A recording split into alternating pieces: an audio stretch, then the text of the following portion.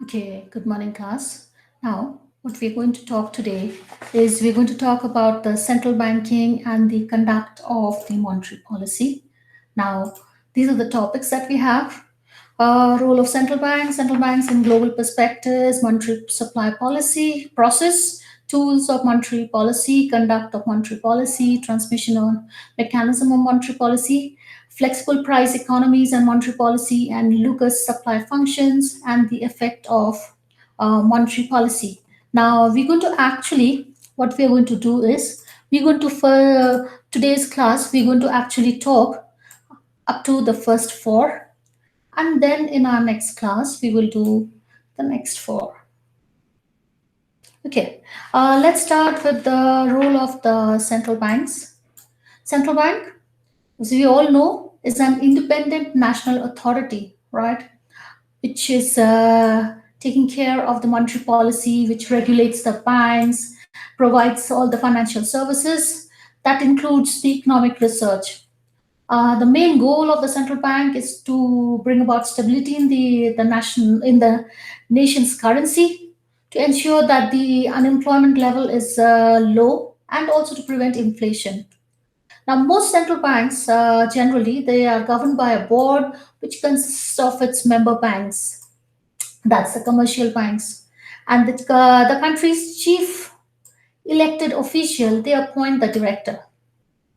So the and the national legislative body actually approves him or her as the director, and that keeps the central bank aligned with the long-term policy goals of the nation. And at the same time, what happens? Central bank is also free from all the political influence in its day-to-day operations. So, what are the main functions? First is to issue currency. A central bank has the sole power of issuing currency for in to ensure that there is control over the volume of currency and credit. They have the total control, right? So they decide how much notes should be in circulation in the country, and the notes which is in circulation throughout the country is known as we've discussed earlier, legal tender money. So which has to be kept as it has to keep a reserve in the form of gold and foreign securities. Central bank has to do as per the statutory rules against the notes issued by it. There has to be some minimum amount of reserves either in form of gold or foreign securities. Second is banker to government. Now, central bank acts as a banker to the government. The government here means both central and state government. How it carries out all the banking business of the government. And government keeps all that cash balances in the current account of the central bank. And similarly, central bank also accepts receipts and makes payments on behalf of governments. Also, what happens is central bank carries out exchange, remittance, and other banking operations all on behalf of the government. They give loans and advances to governments for temporary periods as and when needed, and it also manages the public debt of the country. Okay. The third one, bankers, bank, and supervisor. Now, there are so many commercial banks in the country, so you need some agency which would be regulating and supervising the way how these commercial banks are working. So that is done by the central bank. So central bank acts as a banker's bank supervisor. How it is the custodian of their cash reserves. So the commercial banks are required to keep a certain percentage of the deposits with the central banks, and in this way, central bank is the ultimate holder of all the cash reserves of the commercial banks. Central bank is also the lender of last resort. Now, what happens when commercial banks sometimes are running short of funds? They can take loans from the central banks and get their trade bills discounted, right? So, central bank is, in other words, is a source of great strength for the banking system. Thirdly, it acts as a bank of central clearance, settlements, transfers, right? And Its moral persuasion is usually very effective where some commercial banks are concerned. So, what is moral persuasion? It's a qualitative method of credit control, where it's an act of persuading to act in a certain way. So, what happens? Central banks uses its moral influences on the commercial banks, which includes advice, suggestion, request, and persuasion with the central bank with the commercial banks to cooperate with the central bank. So they do it. They give directions and request and advice so that central banks can actually, commercial banks can actually go by what the central bank is saying. And so they also help in the clearance, settlement, and transfers of the commercial banks. Okay. Fourth is controller of credit and money supply. Now, central bank actually controls the credit and the money supply through its monetary policy. How? With the help of which is comprising of two parts: currency and credit. Now, central bank has the sole power or monopoly of issuing notes. Okay, except for in India, what happens, the 1 rupee note, coins and small coins, which is issued by government. And so they have, so otherwise it's totally done by central bank, and so they have a total control on the volume of currency. What's the main objective of credit control function is to ensure there is price stability in the economy along with full employment, that is a level of output, right? So it controls the credit and the money supply by adopting some quantitative and qualitative measures. There are three types of quantitative measures of credit control, which is followed by central bank. First is when we talk of instruments of monetary policy, is the bank rate. What is the bank rate? It's the rate of interest at which central banks lends money to the commercial banks. So it is in a way the cost of borrowing. Cost of borrowing. Okay, the rate at which, so money is the commercial banks are asked getting money from the central banks, and the central banks, in other words, is giving the money. So it's they're lending it at, there has to be a rate of interest. So cheap credit, what happens when there's the credit rate is very cheap, that promotes investment, whereas when there is it's costly, it discourages investment. So in a situation where there is excess demand and where there is inflationary pressure, what happens is central bank increases the bank rate.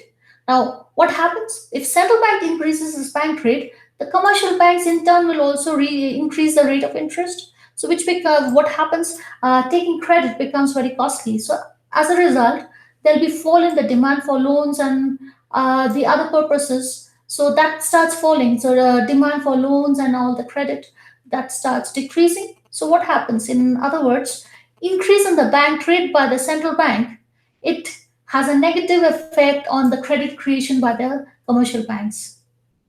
Just the opposite happens when there is a decrease in the bank rate. Okay, the second policy that we have is open market operations, which we have discussed earlier also, where it refers to the buying and selling of government securities by central bank to the public and the banks. Why it's done? Basically to control the money supply in the economy. Now, sale of government securities to commercial banks. Government can also sell their securities to commercial banks. It means what?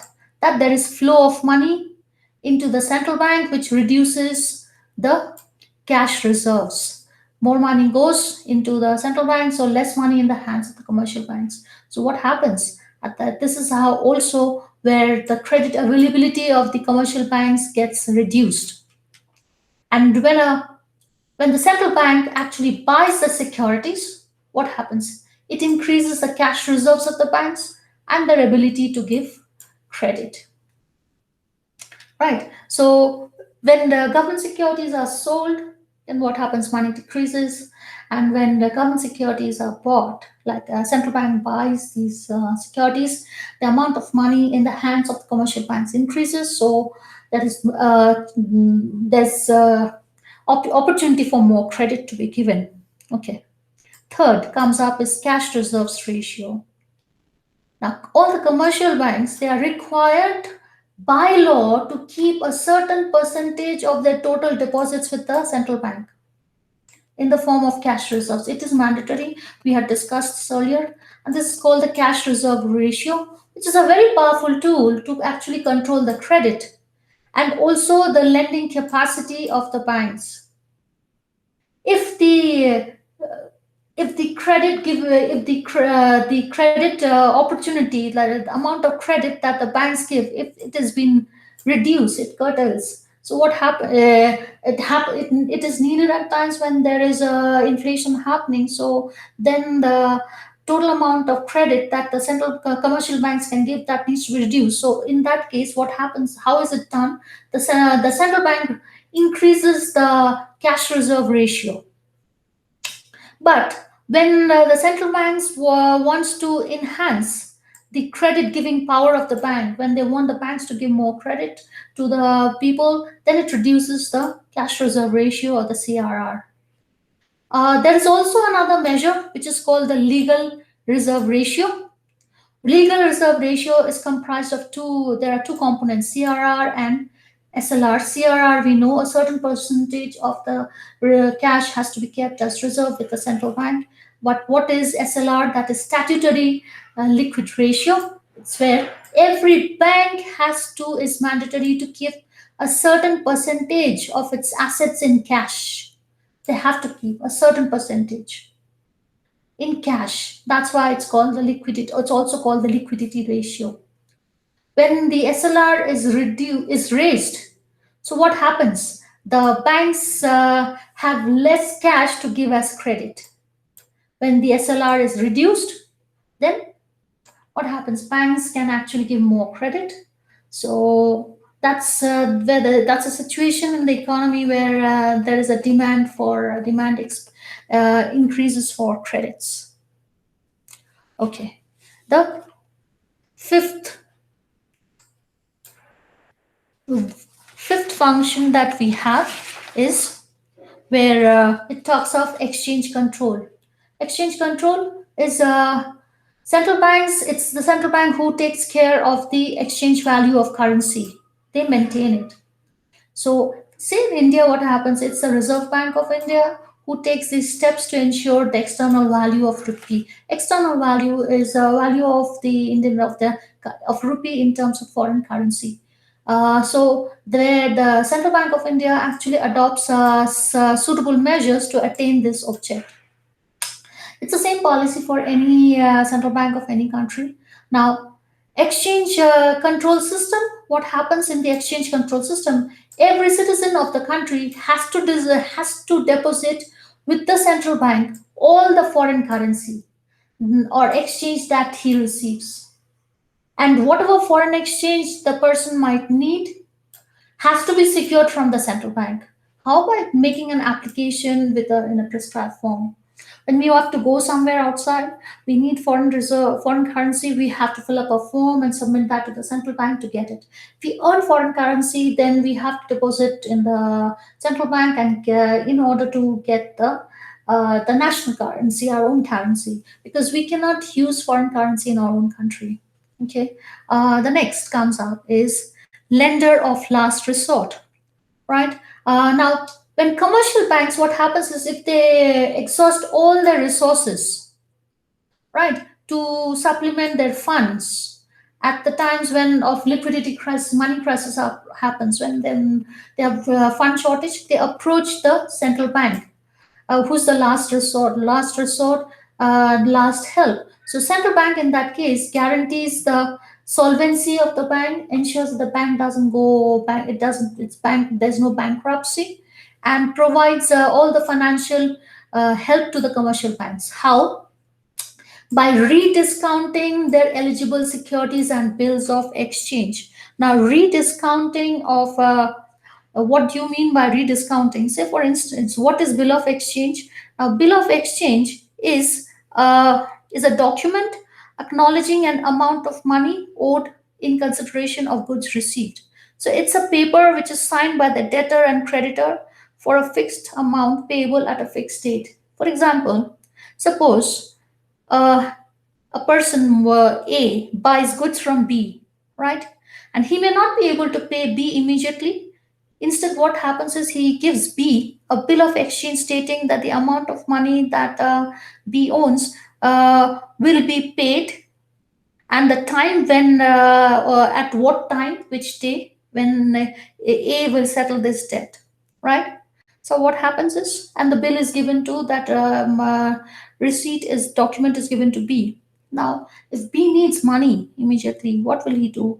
So he presents this bill to the bank for discounting, and the bank will deduct the commission, its decommission, and pay B the present value of the bill, right? And when the bill matures after the specified period, the bank will get payment from A. Okay, so that happens. Now, for instance, the bill is now with the commercial bank. Now, if the commercial bank wants money, in this case, right, when they are running short of cash, they approach the central bank. And the same process gives the central bank the bill, and central bank deducts the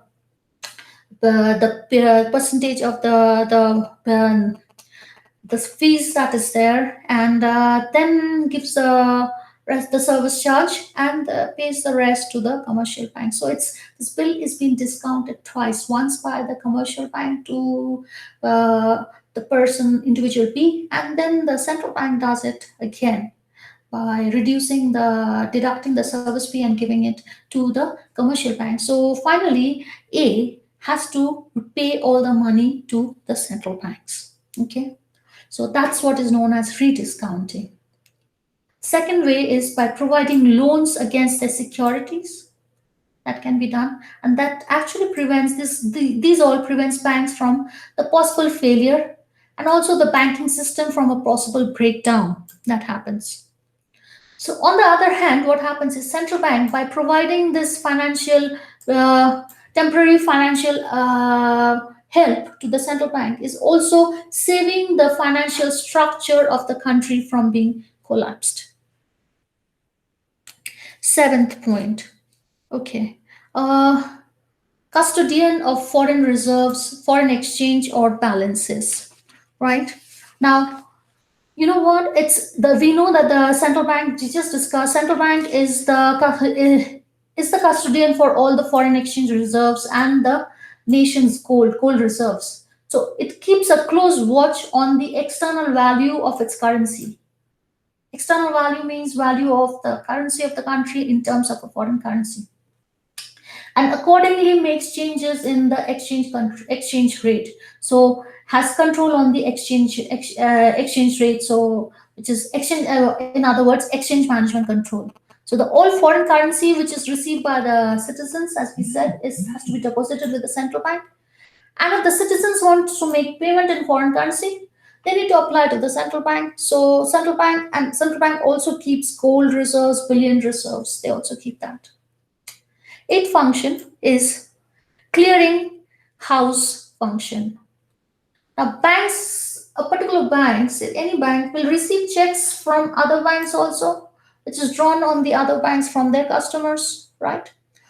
Which they have to realize from the drawing bank. So if I have a check and I want to deposit, I've got check from other banks and I want to deposit in my own bank. So what happens? My bank will actually have to ensure that this check is being cleared from the other bank where the bank from where the check is being issued. So that has to be done. Similarly, what happens if I have a check also from my bank and I give it to some others? So they deposit in their bank, and that bank also has to approach my bank to get the checks cleared. So this takes a lot of time, it's a lot of. So this is where what happens, central banks comes into play, and they provides with the clearing facilities. That is for facilities for banks to come together every day and set up their checking claim. So it's done through the central bank. But they don't have to go to the respective the every time to the central bank to the different banks. So it's a central bank which helps in clearing these checks, makes it easy for the commercial banks to operate. Collection and publication of data. That's the last one, a last function that we have. That is where central banks also have the role of collecting and compilation of all the statistical data relating to the banking and the other financial sectors of the economy. Okay. Next topic, central banks and global perspectives.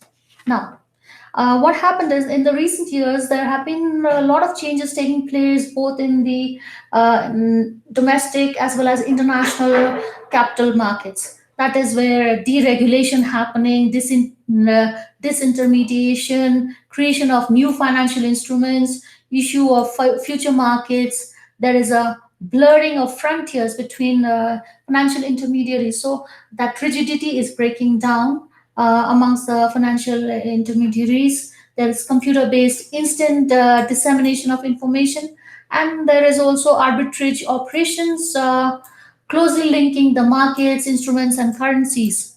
Right. So, what is arbitrage? Arbitrage is the simultaneous buying and selling of securities, currency, or commodities in different markets or in derivative forms in order to take advantage of the difference in prices for the same asset in different markets. Okay. Next, so what happens up here is, right, in many of these cases, these changes were advantageous and they had a positive effect on the economy. And so what happened? What there's immense competition going on, and due to this, under the pressure of this competition, so what happens? The cost of financial services to potential users has reduced. So because there's a huge competition happening, the cost for providing service has reduced, because if one financial institution charges too high, customers would go to another financial institution, right? So what happened as a result, or whether it's individuals or businesses or countries, they have been able to find at any time financial instruments which has been advantage, which has been able to support their own requirements. That has happened today. Okay. And the large scale in the internationalization of the capital markets and banking activities has also brought about benefits in terms of the access, the transaction cost, and an efficient market based allocation of resources. Because now we are not dependent only for our on our own national economy. We can access these resources from anywhere around the world. But what has happened also, this is a positive thing there, but there has been some new problems coming up, both within the country as well as outside, right? Which is some of these examples, as there has been some periodic defaults, failures, rescue. There have been some rescue operations in the interbank money or currency markets, and in other markets which were made more fragile. It became very fragile because of the rapid development of some new financial instruments. Say, for instance, floating rates, high leverage transactions, and swaps. Now, what are floating rates? Floating rates, these are bonds that have a variable rate of interest. Okay, and which this interest is actually tied to a benchmark rate. Which what is this benchmark rate? It could be the central bank's reserve fund rate, that's for example, and these floating rate notes are actually issued for, it's a short term debt financing for usually for 2 to 5 years. What are high leverage transactions? These are loans which are given to an institution that already has a large amount of debt. So what happens? There is a, when they take already a debt, is there more loan is taken, is there's always a possibility of risk increase in the risk, and a possibility of bankruptcy happening. What is swap? Swap is a financial instrument where two parties who are involved, they exchange the cash flow or liabilities from two different financial instruments. Okay. So what happened is, because also what happened is because of this interconnection between markets throughout the world, so that has also led to some crisis in which in one particular market, which actually had affected the all other markets worldwide. So, for instance, a very famous incident that happened was the 1987 market crash. It happened on 1987, October 19, which is also called the Black Monday, where there was a global, sudden, severe, and largely unexpected stock market crash happened at that time. Okay, and so these actually have increased the risk of for systematic risk. It has led to the all the systematic the increase the potential for all systematic risks. Okay. Now, what happened as a consequence of this? There has been shifts by major countries, like shifts by major countries, and which has been there has been a disproportionate repercussion on the emerging financial markets, banking systems, and development in strategies in the developing economies, right? And because of the major changes in the developed nations have that has also have resulted in repercussions on the emerging markets, the banking systems in the developing countries, and also the management of the economic policy in the small and open economies, right? So what happened, which may see their domestic stabilization efforts which has resulted in these small countries have actually taken up domestic stabilization efforts in order to actually uh, handle the situation. But what happened was these their efforts had been actually blocked by the developments in the international capital markets and their currencies being overwhelmed by excess capital flows. Why? Because of the exchange rate, and that's why there has been excessive flow of capital. The domestic stabilization efforts, if all the efforts have been impaired by because of these changes happening, right? So, and the central banks and other regulators have already taken measures to deal with such crisis in the new financial environment. How? Through better, more appropriate, and coordinated regulation, right? And one such way is the Basel Concordat, allocating supervisory responsibilities. What is Basel Concordat? It was set up in 1974 in Basel, that's Switzerland. It was established to enhance the financial stability by improving the quality of banking supervision worldwide.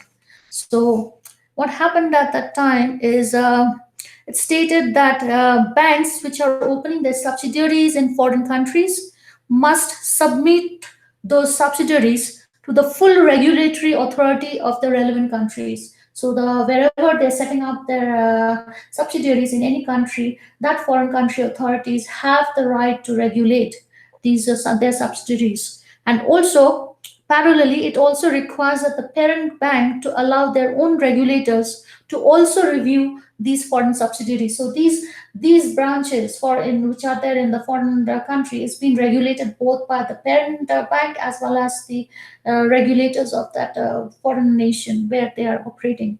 So and through this it accomplishes uh, both it actually accomplishes both of these aspects and both of these facts of regulations by encouraging the regulatory authorities to actually share information with each other. How can they do it?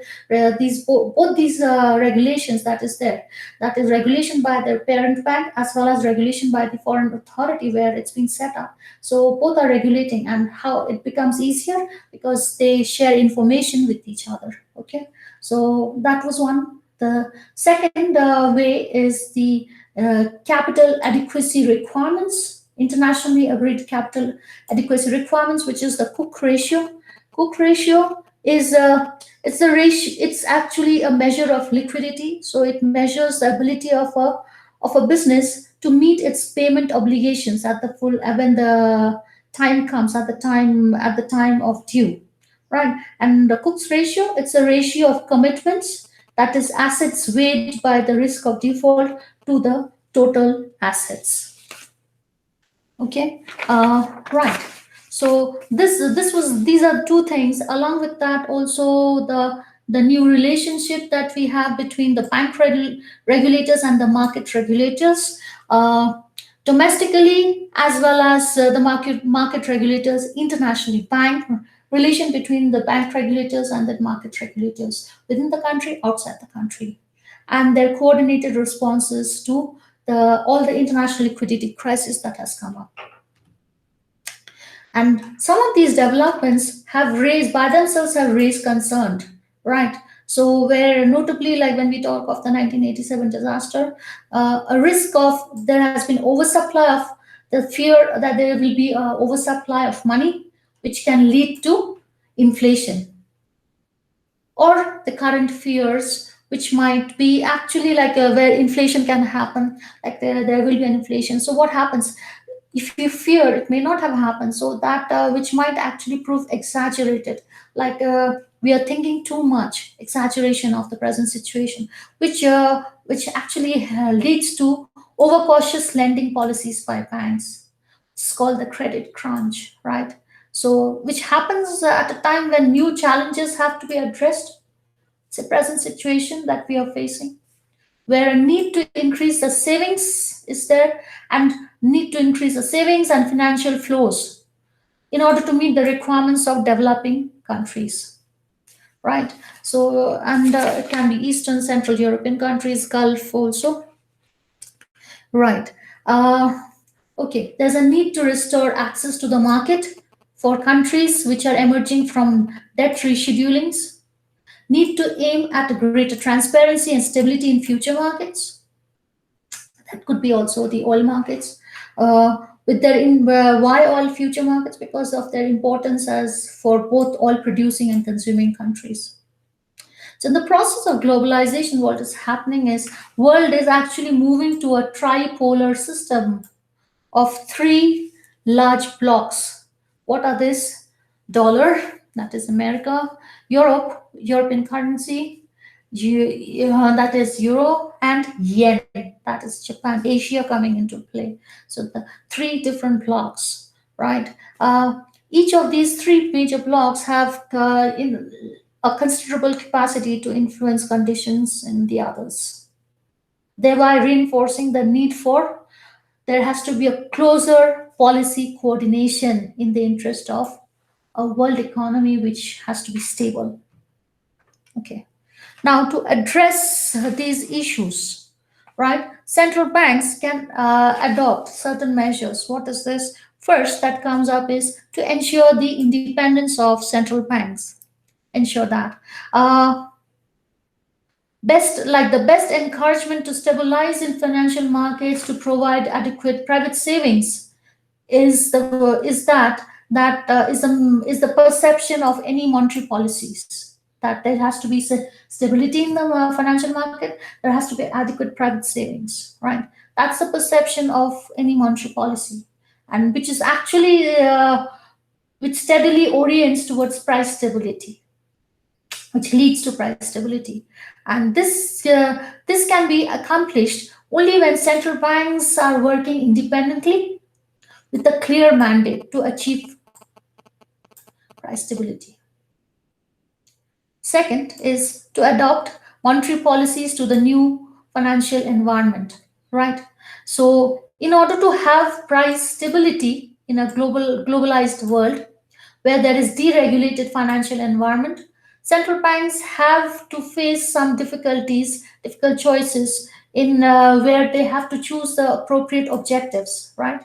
And so, in view of continuing worldwide financial innovations, monetary aggregates, overall credit expansion on monetary base today are less reliable today, right? And today, what is more important is the economic aggregates, the economic stability, not monetary aggregates, overall credit expansion, monetary base. Today's world where the financial innovations are going on, It's the monetary aggregates, the economic aggregates, which is more important today, right?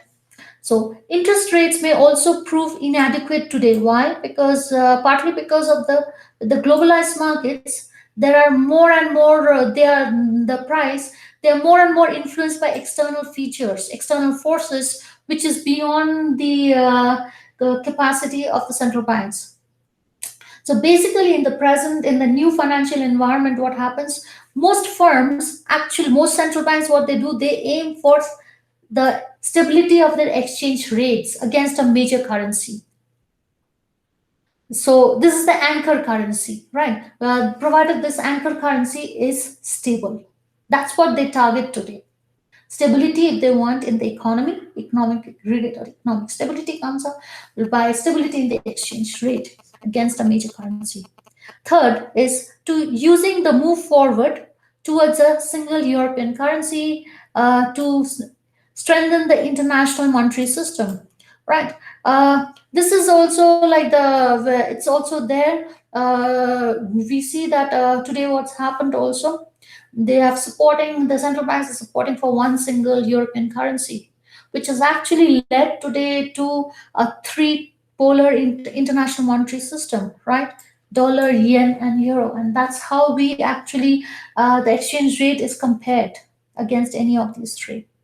Okay. Fourth, streamlining the bank regulation and supervision. Uh, while at the same time valuing the national choices, emphasis is also put in the should be put emphasis. There has to be proper emphasis should be done in the future on the streamlining of the bank regulation to have one single bank, independent bank, which is taking care of monitoring the banking system as a whole. That could be the central bank, or central bank. mm, if not a central bank, there could be a specific agency. It could be should be either a single a central bank, which is independently supervising it, or it could be some other specific agency, which is these other central bank or or this other agency, any other agency should be the only regulator of the banking system of the country. So one single, what is needed is one single national regulator. So sometimes what happens, central banks, if they are usually doing it by themselves, or they can work with other agencies. This is where we're talking of the specific agencies. They should work to ensure the financial soundness of the banking system as a whole. Okay. Fifth one, strengthening the supervision of other major intermediaries in the capital markets. There has to be more effective communication mechanism for coordinated supervision of the internationally active securities intermediaries. Uh, how is this possible? With the help of a clearly defined and allocation of supervisory responsibilities should be there, which needs to be developed in the coming years, right?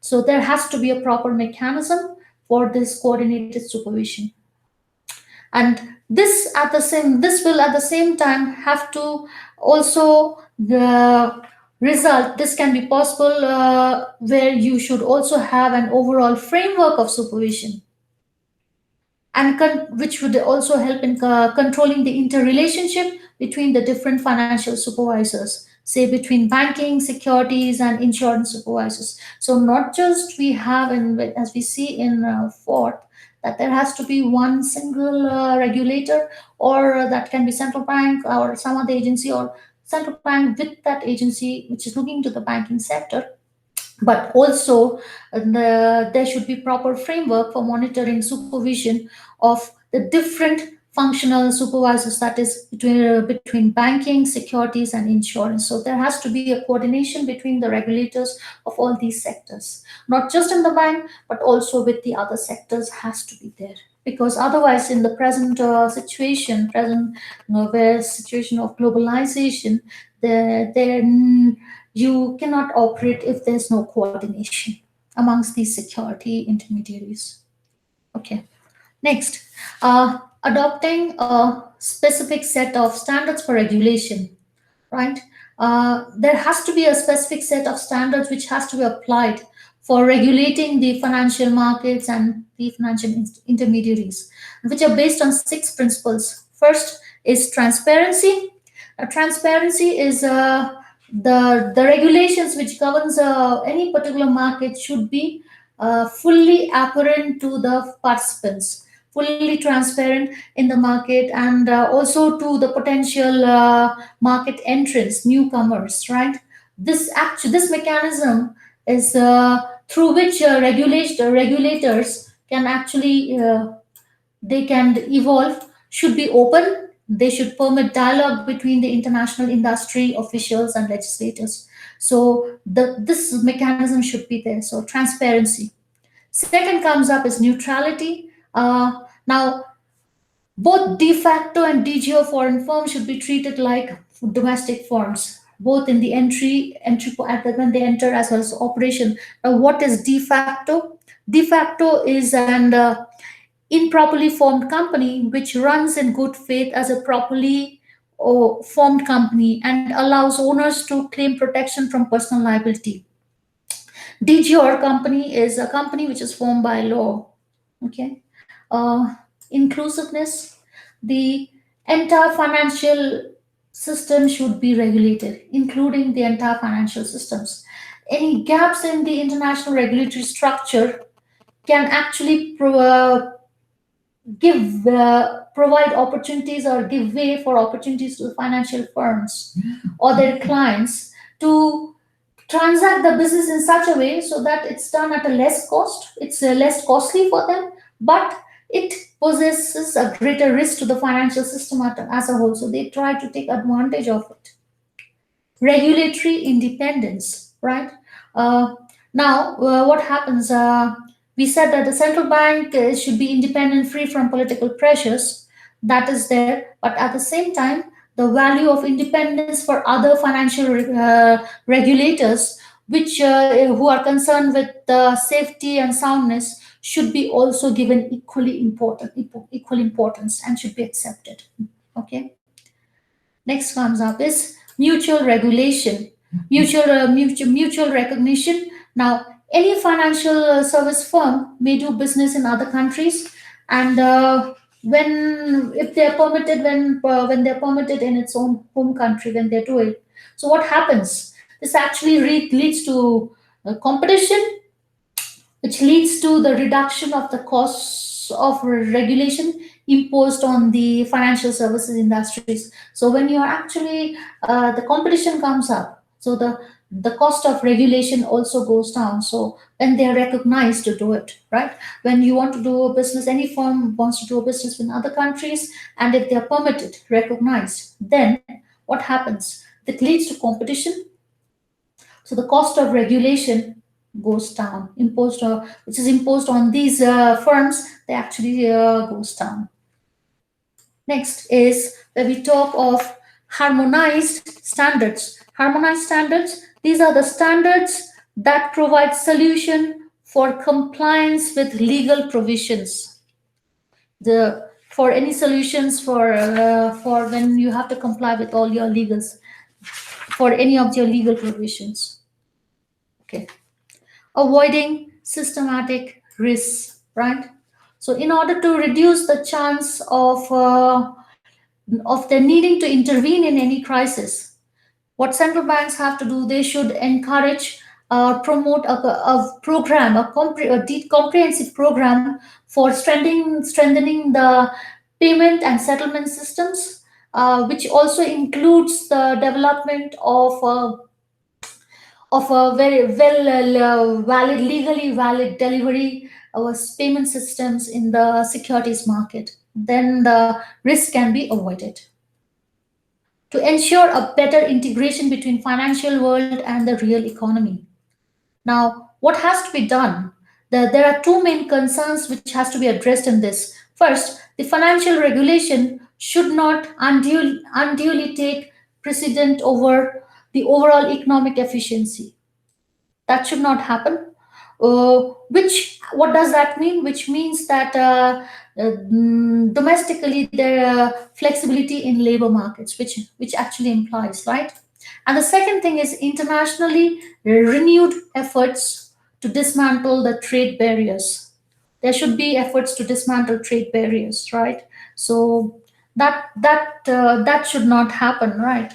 Uh, for one is the one of this concern which is there to which is regards to the financial regulation deregulation. If financial deregulation happens, then what happens? It should not take over or start dominating the overall financial efficiency.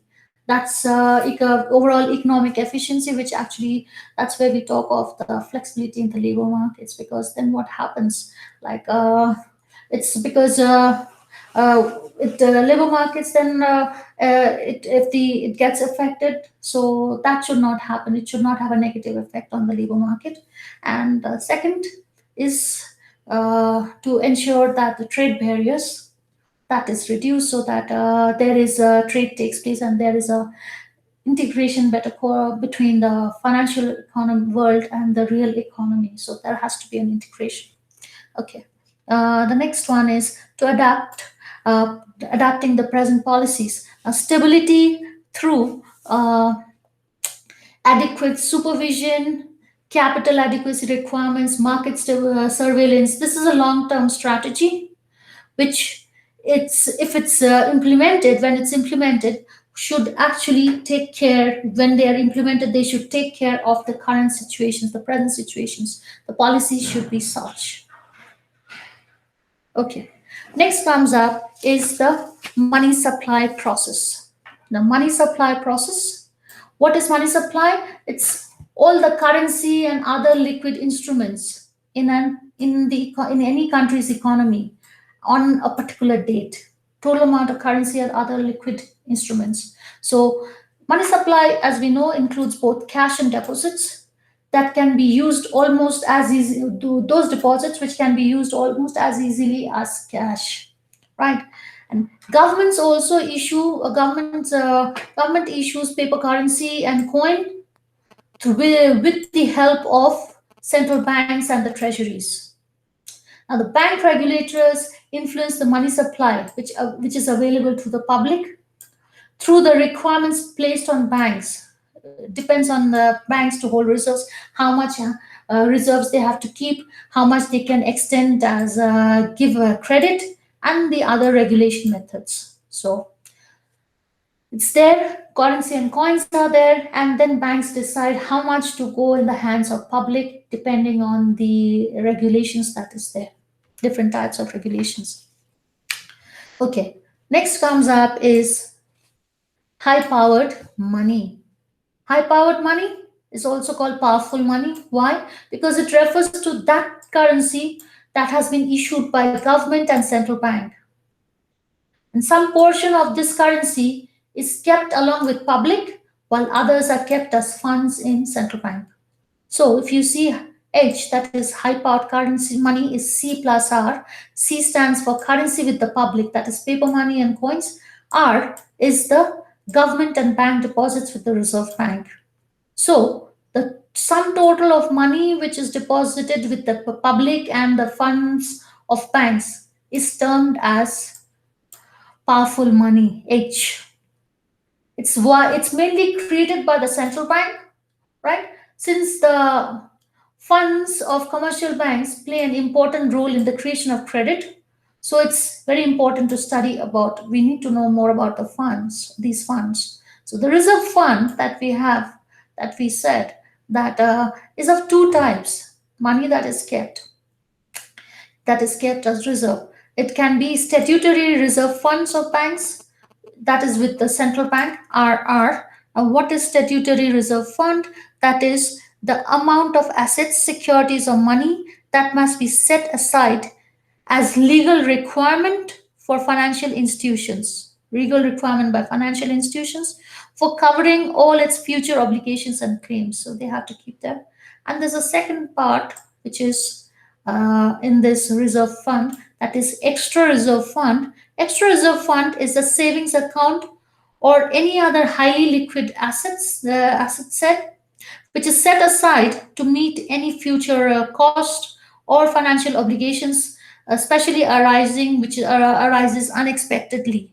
Right. So this is kept with the central bank, and the banks they have to keep a certain portion in form of cash. Right. So the reserve fund that we have, that is comprised of RR and ER. Okay, so high powered money is also called as secured money, right? Why? Because banks keep with them reserve fund, and on the basis of the demand, and on the basis of this, demand deposits are created. Okay, it's secured money because that's a reserve fund. It's kept there, and on the basis of this, the demand deposits are created. Since the basis of creation of the credit is the reserve fund, depending on the reserve fund, the credit is created as, and R is obtained as a part of high powered money security fund. So it's also the high powered money is also called as base money, right? So what happens is, as we say now, based on this reserve fund, demand deposits are created, and credit creation happens, and reserve fund is also part of high powered money, right? So that's why this is also called the high powered money is also called the base money. Now, sources of high powered money, firstly is claims of Reserve Bank of India. Claims, central banks, what do they do? They provide loans to the government, right? They do it. Now, with this loan can be in the form of investment in government securities by the central bank. Now, what is government securities? Government securities are like it can, for example, these can be treasury bills or bonds, which are short-term debt instrument. So for 91 or 182 or 364 days. So government sells these to finance their day-to-day the governmental operations and projects, right? So what the central banks do is, after deducting the deposits of government from the quantity of loan that the so of the central bank, then the net bank credit quantity of net bank credit to the bank is calculated. So that the government securities and the total loans, the banks give loans against this by investing in these government securities. So the whatever the total loan that is there, and then they deduct the deposits of the bank the government's deposits, that is securities. When they deduct that, then what is the net value? That is the net bank credit for the bank, that is being given to the bank, right? So this is also a source of high powered money. Difference between the total loan and the securities, so government deposits. So and that the difference, whatever extras, that is known as the net bank credit to the government. Next comes up is net foreign exchange assets of Reserve Bank. So it's a responsibility of the central bank to make arrangements for the foreign exchange funds. Okay. Now, central banks, what happens is they purchase these foreign securities by paying money of that country, right? They buy it. So then what happens when they are purchasing these foreign securities? The total quantity of foreign exchange increases, which results in the increase in the high powered money. On the other hand, when central bank has to sell the foreign securities, then what happens? The quantity of foreign exchange with the central bank decreases, which results in decrease in high powered money. So depends how much. If they're buying it foreign securities, then it increases. When they sell it, then it just goes down. The total quantity of high powered money decreases. Third component is government's currency liabilities to the public. Now, the finance ministry of any government is responsible for printing the notes, say in India, the 1 rupee note and coins. So, which is done through the government for completing all the money related responsibilities towards the public. It's done with the help of the government for fulfilling all the monetary responsibilities to the public. So with the increase of these liabilities, what happens? Increase of printing of money, quantity of money supply increases, and which actually leads to the increase in the high powered money. Fourth component is net non-monetary liabilities of central bank, right? What is it? The non-monetary liability of the central bank is takes the form of capital, which is introduced in the national fund and the statutory fund. So, what are the main things? The paid up capital. It talks of paid up capital. The paid up capital is the amount of money an organization has received from shareholders in exchange for their stock. So yeah, when they get money for when the central bank gets money for actually selling the shares, reserve fund. We already know reserve fund. Uh, Provided fund that we have, provident fund, which is there of the employees pension funds of the employees of central bank. Okay, so what happens, and these non-monetary liabilities of the banks, they are inversely proportional to high powered money. So that is, increase in the non-monetary liabilities will decrease in the quantity of high powered money, because these are people's money which has to be paid, right? Non-monetary liabilities, these are the liabilities, right? So the total amount of high powered money is, when we see claims of Reserve Bank of India plus net foreign exchange assets of Reserve Bank plus government liabilities minus this, because this is people's money which has to be paid, pension funds, provident fund. So from the above discussion, what we get the information about these are the sources of the high powered money. Okay. But it's also very important to know that with the changes of these sources of factors, what changes takes place in the supply of money? What will happen when any of these changes takes place? So, because what happens? Supply of money is a result of high powered money, right? So high powered money, like, it depends upon the ratio between the reserve fund and deposits, total reserve fund and deposits, and the ratio between time deposits and demand deposits. So it depends on these two ratio, right? And that actually tells it in other words tells us the total amount of money supply. Okay. Importance of high powered money, base money, deposit of any customers public in a bank, and an expansion of credit. That is the base for in the supply of money, right? So which is why some of the economists consider it as the base money, high powered money. Based on this, credit is created. Source of changes, right? The direction in which change in high powered money takes place is powered, actually is also powered or to the direction of change in money supply. So the way high powered money changes also gives an indication of how the supply of money is changing. So that, which is why it's very important, high powered money. Money multiplier. What is money multiplier? It's how an initial deposit of money can lead to a bigger final increase in the total money supply. What will be the money supply? It totally depends on the high-powered money, right? Because supply of money is it's much more than the high-powered money. Change in the high-powered money can lead to a massive change in the total supply of money. Okay, monetary control. Next,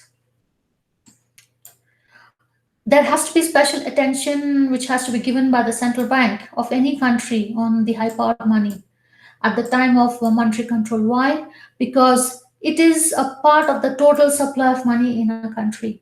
It is formed, it's part of this total supply of money. So when monetary control takes place, the central bank has to give special attention to the high powered money. Okay. Next comes up is where we talk of credit creation, right? Credit creation or money creation. It talks of the power of the banks to expand or contract their demand deposits. How? With the help of more loans, advances, investments. We've discussed this earlier, and there are two ways to actually do it. Firstly, by giving a loan, like where what happens, like let's suppose there we take a community example, isolated community where which does not have any foreign trade relations. There's only one bank, and everyone keeps their money in there. Everyone has accounts there, and also there are no cash circulation, and transactions are all done by checks. So what happens? The bankers know that all the currency that deposits as withdraw soon returns to the bank. Why? Because one is issuing check to withdraw the money, and it's the check, they're issuing check so that the money is withdrawn, right? But it's given to another person. So that check is again being deposited. So it's the money gets transferred from one person's account to another person's account. So the money actually is not, it's coming back to the bank again. It's not being taken away. Say all, they also know that all the depositors will not withdraw all their money at the same, all their deposits at the same time. So from experience, it is said, we've discussed this earlier, at least banks have keep 20% of the total demand deposits in cash reserves, right, which is enough to meet all the demands for cash, right? So this is the example which I have already discussed before earlier in your previous classes, where I said that if taking with the starting with a loan of 1000, right? So and that actually ultimately goes on creating a total amount, total deposits of 5000, right? So we did talk about this, like that happens. So now what happens up here is, like if an ordinary borrower goes to the bank for a loan of 1000, so usually the bank will first check that whether the borrower is capable to pay that money, and then they give the advance of rupees say 1000. Okay, but not by handing over the money, but opening an account in his name, right? So then what happens, that that's the most usual method of making a loan, is merely to credit the account of the borrower with 1000. So what will happen? The borrower will then draw checks on the bank while making purchases, and those who receive the checks deposit them with the banks in their own accounts, right? So what has happened? A loan of 1000 has resulted in deposits of 1000. So you've given a loan to a person, that person withdraws that money and giving it checks to different people, and these people are again depositing that check in the same bank in their account. So 1000 rupees loan has resulted in deposits of 1000. So their bank is earning interest from both sides, right? Right. So the point to be noted and understood in this case is that the loans are made by creating a deposit, and if person who's depositing 1000 rupees in their bank, now what happens? The bank keeps only 20%, as I said. So bank keeps 200 and gives the 800 to another person as a credit.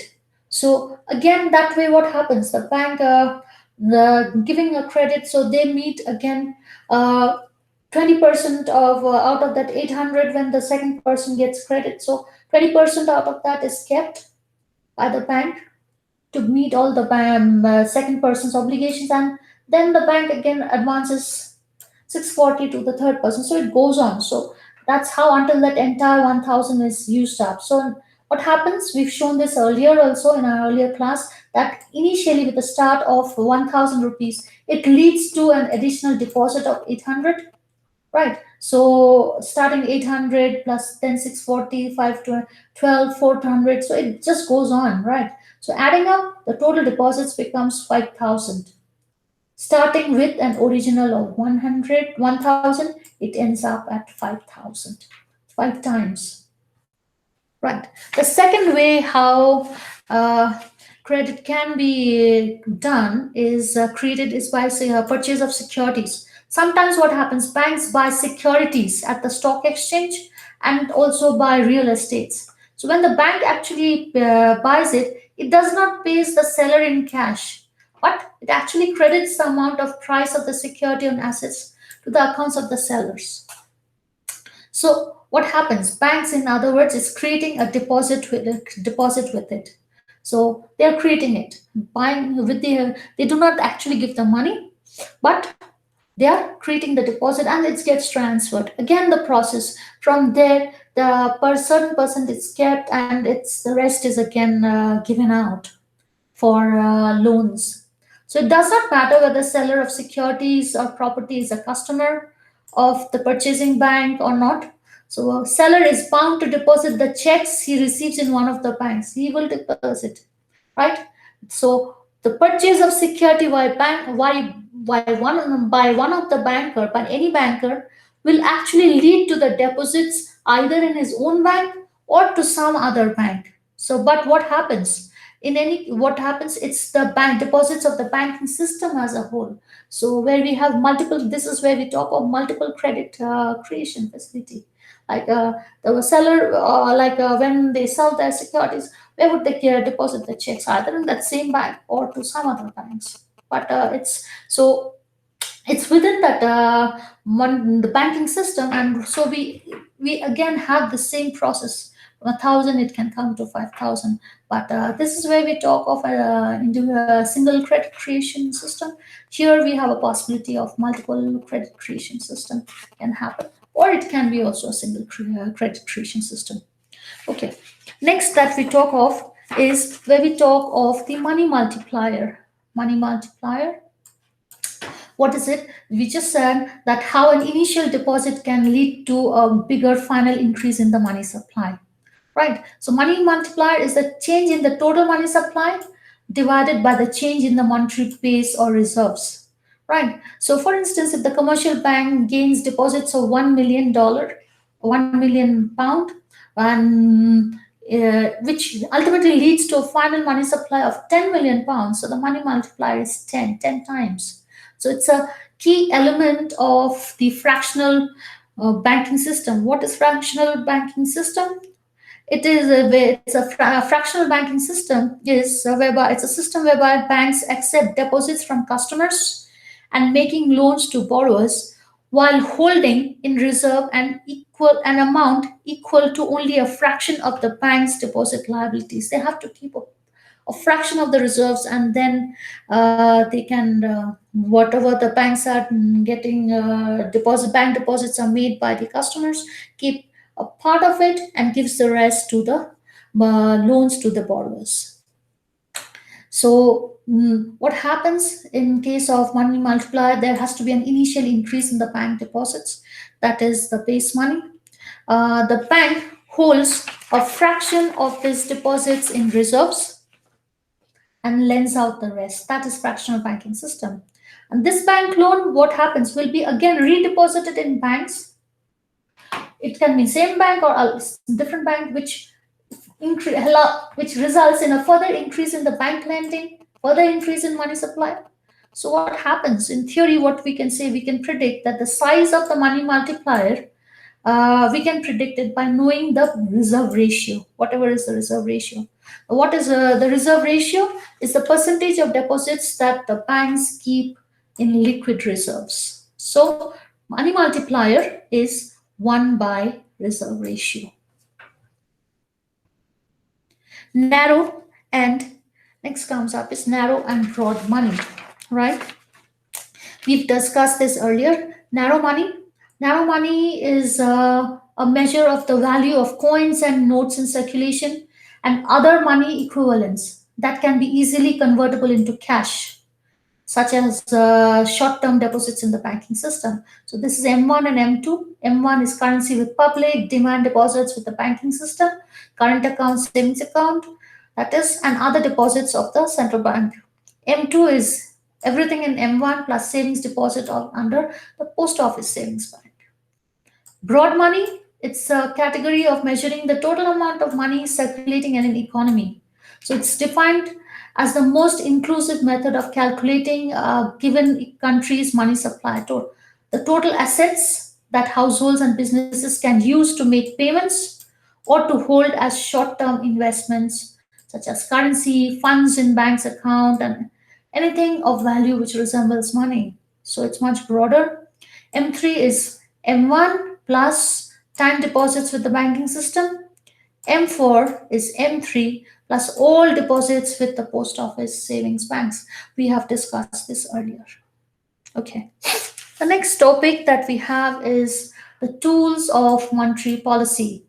Now, monetary policy is a central bank's actions and communications that helps in managing the money supply. Money supply includes different forms. It has different forms of credit, cash, checks, money market, mutual funds, right? And the most important of these forms of money is credit. Credit, when we say, it includes loans, bonds, mortgages, right? And monetary policy, what happens? It leads to an increase in liquidity, which creates economic growth. So it reduces liquidity to prevent inflation. Can do so. Central banks can use interest rates, bank reserve requirements, number of government bonds that banks can hold. All these tools actually affect how much banks can lend. It all depends.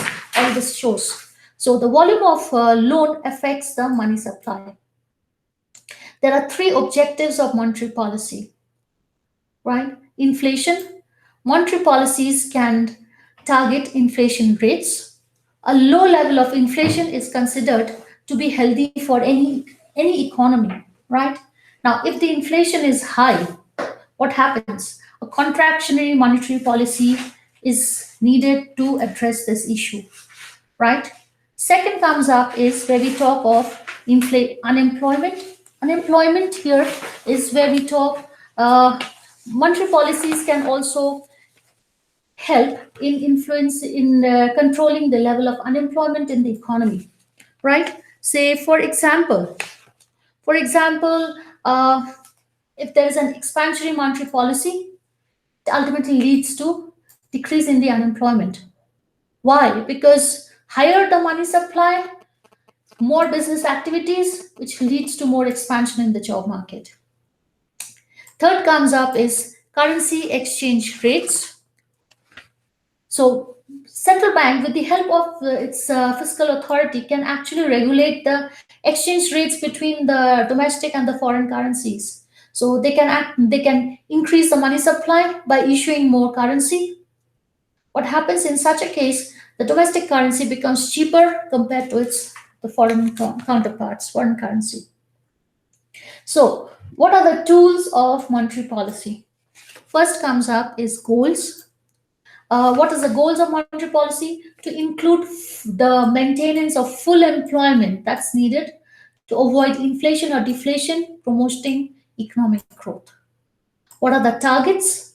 Targets are where we talk of specific values of some macroeconomic variables, which includes the interest rates. What is interest rates? Interest rates are the charges for borrowing or returns from lending through the financial markets. Second is monetary aggregates. That's we had discussed M1, M2, M3. They are measures of money and high-powered, highly liquid assets, especially accounts maintained by banks. Monetary aggregates. It's the third thing is macroeconomic variable is the exchange rate. These are the prices of a currency of a nation's currency in terms of the currencies of another nation. Okay, so these are the specific variables that a monetary authority needs to take into consideration when they are actually coming up with their monetary policy. The assumption, the presumption based on extensive economic growth is that when you attain a when a monetary policy attains its targets, it actually leads to achieving in one or more of these macroeconomic goals. Uh, Through the achievement, when the monetary policy is able to target, when they are able to achieve their targets, then it ultimately leads to achieving any of these of the goals of the macroeconomic goals. They can achieve that through the monetary policy. Okay. Next comes up is fractional reserve. Fractional reserve we just explained. So it's fractional reserve banking is a system where only a fraction of the bank's deposits are backed by actual cash on hand and available for withdrawal. So this is done why? To expand the economy by freeing capital for lending. So banks are allowed to, they have to keep a certain amount of cash on hand that the depositors give deposit, and the rest they give it as loans, right? Open market of system. Central banks buy, as we know, can buy and sell government bonds and other securities from their member banks. So this actually changes the reserve amount that the banks have on hand. Higher reserves means less amount of the credit and this is actually a contractionary policy. On the other hand, if the central bank wants to go for expansionary policies, it buys securities and so more cash in the hands of commercial banks. So what happens? So then the pressure comes on the commercial banks to lend money to the consumers and businesses, right? And so banks starts competing for their customers. They want to get more customers. So as a result, the interest rate goes down. So consumers are able to actually borrow money, more money at a lesser rate of interest.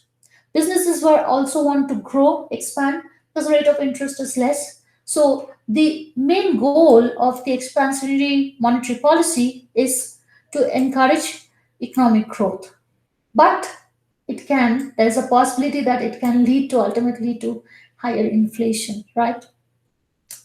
And if the central bank's goal is contractionary policy, then we know that they sell the securities to the commercial banks and takes the money. Money is taken out of the system, so money becomes tightened, right? It gets tightened. Interest rate starts increasing. So consumers will actually will they don't want to, they pull back on their spendings. They will hold more money. They don't want to spend money. So businesses also reduces their plan for growth, and the economy starts slowing down. So this the contractionary policy is utilized when government actually wants to control inflation. Okay, the next comes up is bank rates and credit. But we have bank rates and then credit control.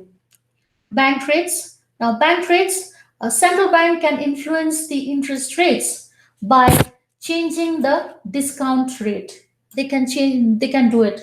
So, what is discount rate? Discount rate, when we say discount rate is an exchange rate which is charged by a central bank to other banks for short term loans.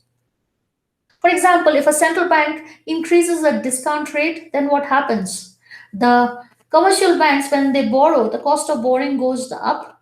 In that case, so if the rate of the cost of borrowing goes up, the commercial banks in turn will increase the interest rate they charge from the customers, which they have to also because the rate has gone up, right?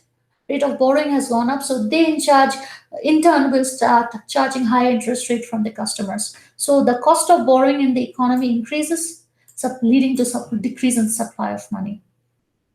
The last that comes up in the tools is credit control. So bank has the power to control the volume, terms, and conditions of domestic bank credit, which includes installment credit extended through loans, advances, or investments. Right. Initially, like how do they do? They installment credit is also given, but usually banks has not exercised such controls when they initially implement the monetary policy, they usually do not do it, but they can also do it. So that's all that we have in today's class, and I'll see you in the next class.